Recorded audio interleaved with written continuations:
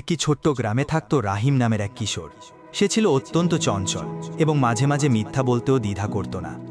একদিন সে মজা করার জন্য চিৎকার করে উঠল, বাঘ, বাঘ এসেছে, সবাই বাঁচাও। গ্রামের লোকজন দৌড়ে এলো তার সাহায্যে, কিন্তু এসে দেখে কোথাও কোনো বাঘ নেই। রাহিম হেসে হেসে বলে, মজা করলাম। লোকেরা বিরক্ত হয়ে ফিরে গেল। কিছুদিন পর সে আবার একইভাবে চিৎকার করল। সবাই আবার দৌড়ে এলো, কিন্তু এবারও কিছুই ঘটেনি। সবাই বুঝে গেল সে মিথ্যা বলছে। একদিন সত্যি একটি বাঘ এলো। রাহিম ভয়ে চিৎকার করতে লাগলো, বাঘ, সত্যি বাঘ এসেছে, বাঁচাও। কিন্তু কেউ আর তাকে বিশ্বাস করল না। কেউ এলো না সাহায্যে। বাঘটি তার ছাগল নিয়ে চলে গেল। সেদিন রাহিম বুঝতে পারল মিথ্যা বলার পরিণতি কতটা ভয়ানক হতে পারে। সে গ্রামবাসীদের কাছে ক্ষমা চাইল এবং প্রতিজ্ঞা করল আর কখনো মিথ্যা বলবে না। রাহিম সত্যিই নিজের ভুল বুঝে ফেলেছিল।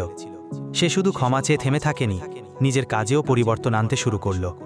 প্রতিদিন সকালে উঠেই সে মা বাবাকে কাজে সাহায্য করত আর গ্রামের ছোট ছোট ছেলেমেয়েদের পড়াতে শুরু করল। ধীরে ধীরে গ্রামের মানুষ আবার তার উপর ভরসা করতে শুরু করল। একদিন গ্রামের পঞ্চায়েত তাকে বলল, রাহিম, তুমি অনেক বদলে গেছো, আমরা তোমার পরিবর্তন দেখে খুশি। তারপর একদিন গ্রামে হঠাৎ আগুন লেগে যায়। রাহিমই প্রথম সেটা দেখে চিৎকার করে সবাইকে সতর্ক করে। এবার সবাই তার কথা বিশ্বাস করল এবং দ্রুত আগুন নিভাতে এগিয়ে এলো। অনেক বড় ক্ষতি থেকে বাঁচল পুরো গ্রাম। গ্রামবাসীরা তখন বলল, ভালো মানুষ হতে সময় লাগে, কিন্তু একবার যখন কেউ বদলায় তখন সে সমাজের গর্ব হয়ে ওঠে।